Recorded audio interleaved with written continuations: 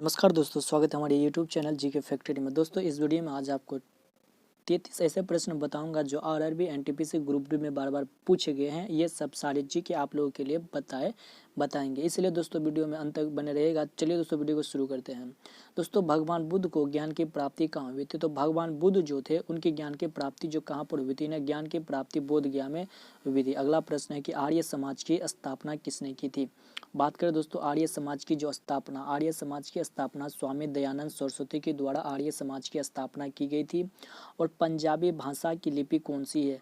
पंजाबी भाषा की जो लिपि है वह गुरुमुखी पंजाबी भाषा की लिपि कौन सी है? गुरुमुखी है। अगला प्रश्न है दोस्तों आपका 4 नंबर का कि भारत की मुख्य भूमि का दक्षिणतम किनारा कौन सा है? तो भारत की जो सबसे दक्षिणतम किनारा है वह कन्याकुमारी है। अगला प्रश्न है भारत में सबसे पहले सूर्य किस राज्य में निकलता है? तो भारत में सबसे पहले सूर्य अरुणाचल प्रदेश में निकलता है। और सूर्य उगते हुए सूर्य का देश किसे कहा जाता है? तो उगते हुए सूर्य का देश जापान को कहा जाता है। अगला प्रश्न 6 नंबर का है दोस्तों कि इंसुलिन का आविष्कार किस बीमारी के उपचार में होता है? तो इंसुलिन का जो आविष्कार है इंसुलिन का जो प्रयोग होता है दोस्तों वह मधुमेह बीमारी के उपचार में किया जाता है। अगला प्रश्न है कि बिहू किस राज्य का प्रसिद्ध त्योहार है? तो बिहू जो है वह असम राज्य के प्रसिद्ध त्यौहार है। दोस्तों, अगर आप हमारे चैनल पर नए हैं तो हमारे चैनल को सब्सक्राइब जरूर कीजिएगा, साथ ही बेल आइकन को भी प्रेस कर दीजिएगा। अगला प्रश्न है कि कौन सा विटामिन आंवले में प्रचुर मात्रा में पाया जाता है? तो कौन सा विटामिन है दोस्तों जो आंवला में प्रचुर मात्रा में पाया जाता है? तो विटामिन सी पाया जाता है। दोस्तों, अगर आपको विटामिन के बारे में कुछ ज्ञान पता नहीं है तो जान लीजिए कि विटामिन ए का रासायनिक नाम है रेटिनॉल, और विटामिन बी का रासायनिक नाम है थायमिन, विटामिन डी का रासायनिक नाम है कैल्सिफेरॉल, विटामिन सी का रासायनिक नाम है एस्कॉर्बिक अम्ल, और विटामिन ई का रासायनिक नाम है टेकोफेरॉल, और विटामिन के का रासायनिक नाम है नेफ्टोनिकोनोम। दोस्तों, ये सारे विटामिन के रासायनिक नाम बार बार एग्जाम में रिपीट होते हैं और पूछे जाते हैं। तो जो है आपके विटामिन में सबसे प्रचुर मात्रा दोस्तों विटामिन सी में आंवला पाए जाते हैं। अगला प्रश्न है कि भारत का प्रथम गवर्नर जनरल कौन था? तो भारत का जो प्रथम गवर्नर जनरल था वह विलियम बेंटिंग था। दोस्तों, ये सब प्रश्न बार बार पूछे जाते हैं, इसलिए आप वीडियो को अंत तक जरूर देखिएगा। कि कागज का आविष्कार किस देश में हुआ था? जो कागज का आविष्कार था दोस्तों वह चीन में हुआ था कागज का आविष्कार। अगला प्रश्न है कि गौतम बुद्ध का बचपन का नाम क्या था? बात करें गौतम बुद्ध की तो गौतम बुद्ध के बचपन का नाम सिद्धांत था। गौतम बुद्ध का जन्म 563 ईसा पूर्व के लुम्बामी के ग्राम में हुआ था। और उनके जो माता का नाम था दोस्तों, इनके माता का नाम था महामाया देवी थे।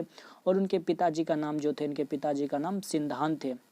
अगला प्रश्न है दोस्तों कि 12 नंबर की कि भारत में सशस्त्र बलों का सर्वोच्च सेनापति कौन होता है? तो भारत में जो सशस्त्र बल होते हैं उनके सेनापति राष्ट्रपति जी होते हैं।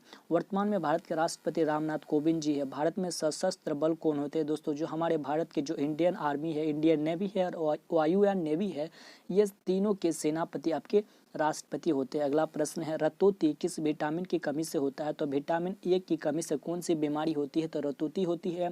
और विटामिन बी की कमी से कौन सी रोग होती है? तो बेरी होती है। और विटामिन सी की कमी से स्कर्वी रोग होती है। और विटामिन डी की कमी से दोस्तों कौन सी रोग होती है? तो विटामिन डी से आप लोगों को आर्डिया मेलोलेसिया रोग होती है। ये सारे रोग जो है विटामिन की कमी से होती है। अगला प्रश्न है 15 नंबर का यानी कि 14 नंबर का दोस्तों, पोंगल किस राज्य का त्यौहार है? यह प्रश्न दोस्तों आपके 9 जनवरी 2021 के एनटीपीसी में हाल ही में पूछे गए हैं कि पोंगल किस राज्य का त्यौहार है? तो पोंगल है दोस्तों वो आपके तमिलनाडु राज्य का एक राज्य का त्यौहार है। गिद्दा और भांगड़ा किस राज्य का लोक नृत्य है? तो पंजाब का लोक नृत्य है। टेलीविजन का आविष्कार किसने किया था? तो टेलीविजन का जो आविष्कार था दोस्तों वह किसने किया था? तो जॉन लोगी बेयर्ड के द्वारा टेलीविजन का आविष्कार किया गया था। एक और प्रश्न दोस्तों इस बार ही 9 जनवरी को पूछा गया था आरआरबी एनटीपीसी में कि टीवी का खोज किसने किया था? तो टीवी का जो खोज किया था वह लुईस पास्चर के द्वारा किया गया था। अगला प्रश्न है भारत की पहली महिला शासिका कौन थी? तो भारत की जो पहली महिला शासिका थी वह रजिया सुल्तान थी। अगला प्रश्न है मछली किसकी सहायता से सांस लेती है? तो मछली गलफड़ों की सहायता से सांस लेती है। इसके बाद एक इंकलाब जिंदाबाद का नारा किसने दिया था? तो इंकलाब जिंदाबाद का जो नारा था वह भगत सिंह को दिया गया था। भगत सिंह, राजगुरु और सुखदेव को किस वर्ष फांसी दी गई थी? तो 1931 ईस्वी को तीनों को फांसी दी गई थी। अगला प्रश्न है कि जालियांवाला बाग हत्याकांड कब हुआ था?